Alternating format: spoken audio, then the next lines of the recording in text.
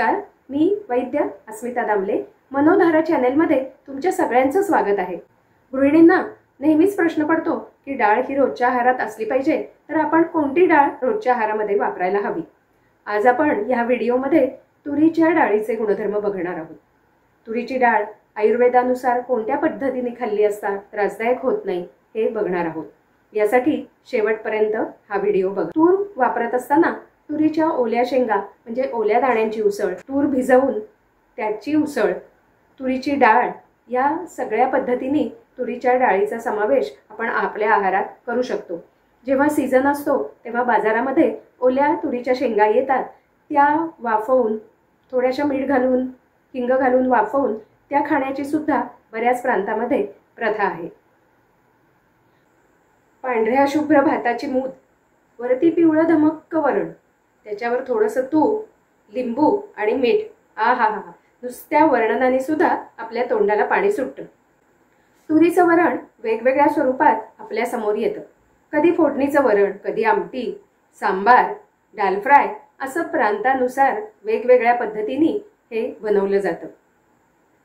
तूर ही अन्नाला रुची निर्माण करणारी असल्यामुळे असं वरण किंवा असं आमटी समोर आली की आपला जठराग्नी प्रदीप्त होऊन आपल्याला जेवायची इच्छा निर्माण होते। प्रथिनांचा एक उत्तम स्रोत म्हणून डाळींचा आहारामध्ये समावेश केला जातो।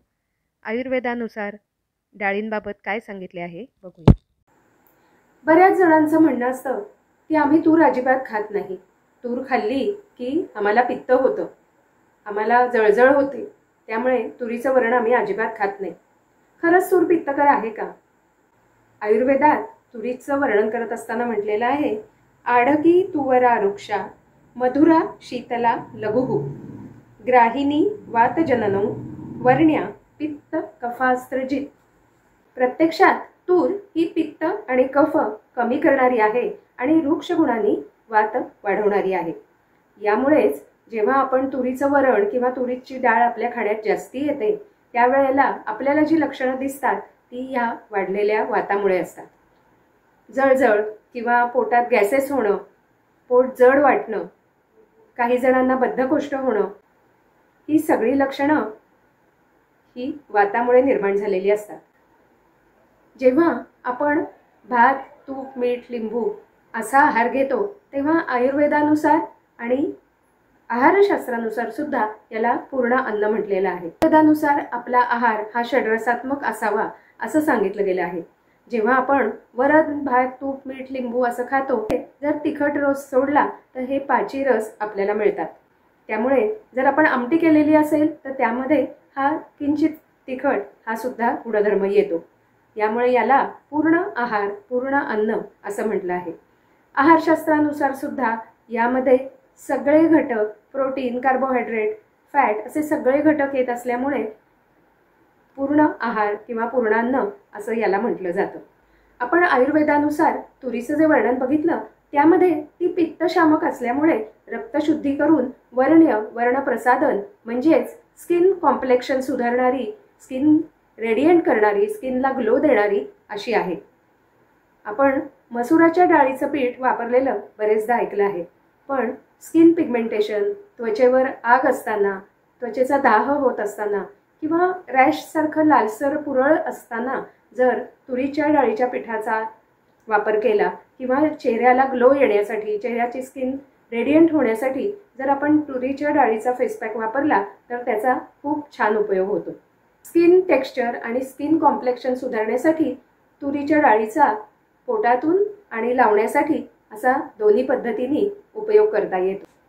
आपण तूर डाळीच्या वर्णनामध्ये बघितलं की तूर डाळ ही पचायला हलकी आहे, आपलं कफपित्त कमी करणारी आहे, आपल्या स्किनचं टेक्स्चर सुधारणारी आहे। एवढे सगळे चांगले गुण असताना बऱ्याच जणांना तुरीच्या डाळीने त्रास होतो।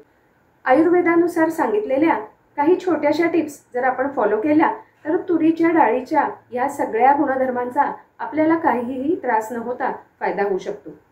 तूर डाळ जेव्हा आपण आणतो तेव्हा आणल्यानंतर ती थोडीशी गरम होईल अशा पद्धतीने भाजून ठेवून द्यावी। शिजवायच्या वेळेला 2 ते 3 तास आधी तूर डाळ भिजवून ठेवावी। शिजवण्यापूर्वी त्याच्यामध्ये थोडीशी हळद, 1 चिमूटभर हिंग आणि 1 पाव चमचा तेल असं घालून ती शिजवावी. ज्यांना शक्य असेल त्यांनी नुसत्या गॅसवर मोकळ्या पातेल्यात ती शिजवावी आणि ती शिजत असताना त्याच्यावरचा जो फेस येतो तो काढून टाकावा. यामुळे ती पचायला अजून हलकी होते आणि त्याचा वातुळपणा कमी होतो.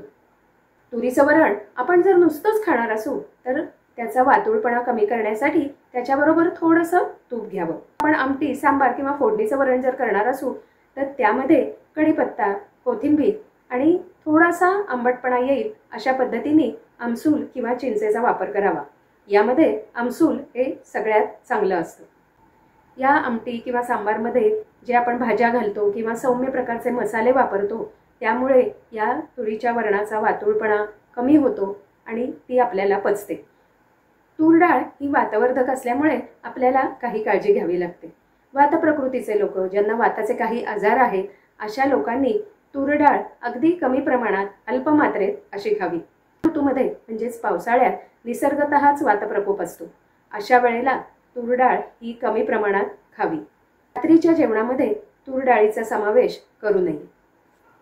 तुरीच्या डाळीचे आपल्याला सगळे फायदे हवे असतील तर आपल्याला पचेल एवढ्या मात्रेत तूर डाळ जरूर खावी. तूर डाळ जर आपल्याला पचत नसेल तर आपल्याला ब्लॉटिंग होतं, पोटामध्ये गॅसेस होतात, ॲसिड रिफ्लक्समुळे अन्न वर आल्यासारखं वाटतं. ज्यांना वाताचे आजार आहेत त्यांच्या जॉईंट पेन्स किंवा त्यांचा वाताचा आजार थोडासा वाढल्यासारखा वाटतो. ही जर लक्षणं आपल्याला दिसत असतील तर आपण तुरीच्या डाळीचं आहारातला समावेश अगदी कमी मात्रेत आपल्याला पचेल एवढ्या प्रमाणातच करावा. आयुर्वेदानुसार सांगितलेली काळजी घ्या आणि तुमच्या रोजच्या जेवणामध्ये भरपूर गुणधर्म असणाऱ्या तुरीच्या डाळीचा समावेश करा. Follow Ayurveda, stay health.